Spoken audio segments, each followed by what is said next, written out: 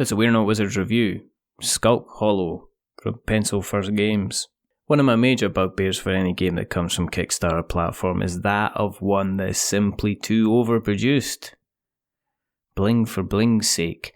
Additional pointless tokens and miniatures that serve no purpose than as an impolite marker as to how much money a campaign made. The creator didn't have the good grace to pull back on the reins and say, "Whoa, that's enough." It's like a fear that creeps in that every part of the funding needs to be used, and unfortunately the original vision can get lost in all that extra nonsense. I don't mean to be sceptical, because after all, who am I to punch down on someone else's success? So I'll say this: I'm impressed by someone who goes into a campaign knowing they have a finish line, a final vision, and they can't make their game any better no matter how much money they gather in over the course of 30 days, especially when they far exceeded the funding target. Skulk Hollow from Pencil First Games crosses that tightrope confidently with the grace of someone who knew where to slow down and keep things balanced. It isn't immediately clear from when you open the box, as there this compartmentalised tray for the components, and all the factions, both Guardian and Foxen, appear in their own little cardboard boxes, while looming over them in covering layers are the various huge representations of the Guardians that the Foxen will be taking on in order to save their land. Small plastic bags contain heart meeples or little relics which you can only wonder what uses are going to be. It's screaming that there's too much here. And even amber cubes raise suspicion in my cold, dark heart. It doesn't take too long to dispel that line of thought once you start to learn the game, as this is more about making a game the best of breed, as opposed to giving it an embarrassing jacket that you're only going to make it wear when you go out for a stroll in the park. There's no denying the presentation of Skulk Hollow. You'd be surprised to find out it's not based around some kind of existing intellectual property, as the Foxen and Guardian characters look like they've lived somewhere else before, and this is just another part of entertainment that the franchise has decided to visit. The artwork's exceptional. I'm a sucker for strong and striking art, and this is something I want to pour into a bowl and devour with a spoon, like your first meal of the day. Dustin Faust has done a job and a half on the presentation of Skulk Hollow. The premise is simple. You can either play as the Foxen, stopping a Guardian from reaching its individual goals, or you can try and crush your usurpers as your land is a behemoth, crushing, throwing, and moving your opponents about the diagonally placed board. Either side is controlled using a series of cards that they play in order to carry out certain moves. On the Foxen side, this might include an additional unit to increase your numbers, or a leap onto the Guardian to carry out an attack. Guardian might crush all those standing in the surrounding squares, or throw the Foxen they've managed to scale up itself. It really does depend on the Guardian that's being played. The cards all have two actions that give a choice to the player and help limit random acts of frustration. It helps limit the possibility of having no viable actions most of the time. The field of conflict is extremely small, so the action is concentrated into 3x3 grid, and this means from the start of the game, the face-off between the two foes heats up extremely quickly, and so interaction is almost something you have to avoid in the early stages if you're considering some kind of defensive strategy to play out. The other interesting thing is that you both start from a corner of a board and not an edge. So you play the board as a rhombus type in front of you, with both respective bases being a corner. It gives an interesting twist on movement, as you're normally moving diagonally instead of straight forward. It's led to some confusion when learning the game, if I'm being honest.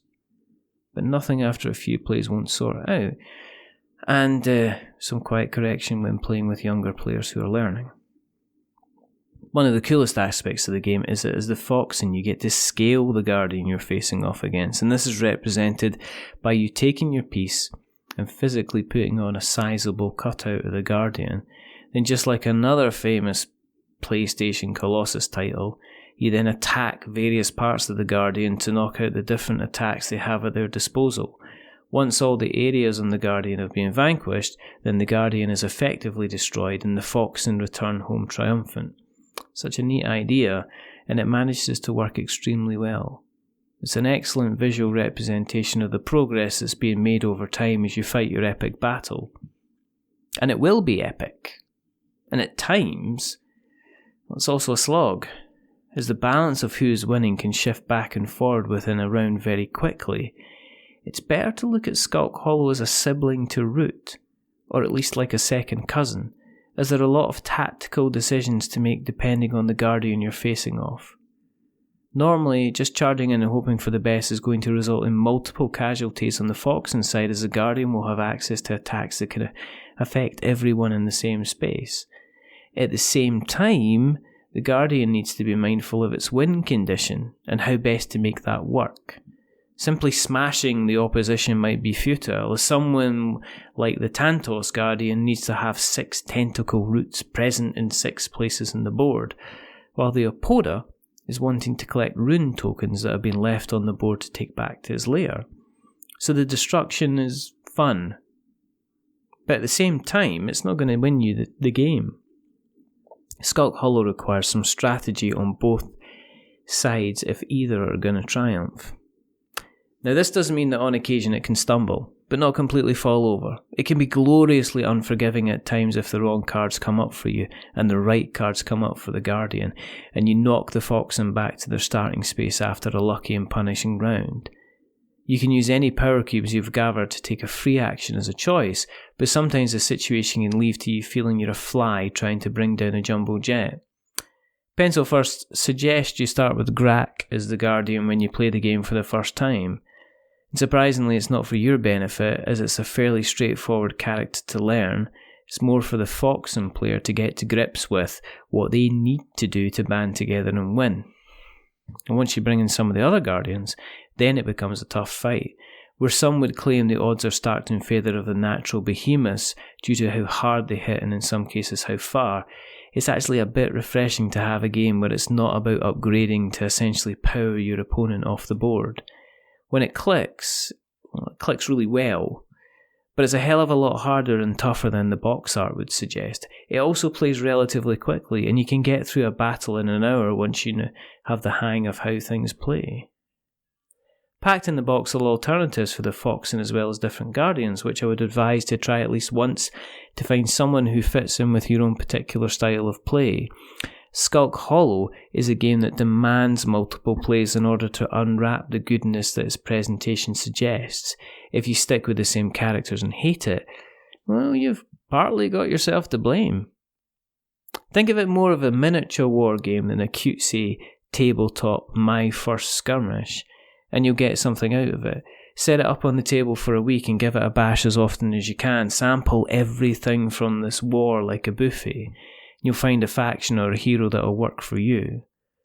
Skulk Hollow is no easy ride, and for some the challenge might be far too much, as it can be a game that requires aggressive play, quick strategy, and the ability to adapt in sudden changes in tactical circumstances. For those who are looking for that, coupled in with the exceptional polished finish, will find Skulk Hollow will certainly scratch a few competitive play itches. We were provided this review copy from Pencil First Games. You can visit their website on www.pencilfirstgames.com. We're not paid for this review. Pencil First Games have appeared on the podcast on several occasions. Thank you for listening. If you'd like to support the show, then please consider going to our Patreon and chucking us a buck. It helps to keep the lights on, and it also helps us to bring content like this for you. Thank you for listening. In the meantime, stay safe, roll sixes, make something awful, and goodbye.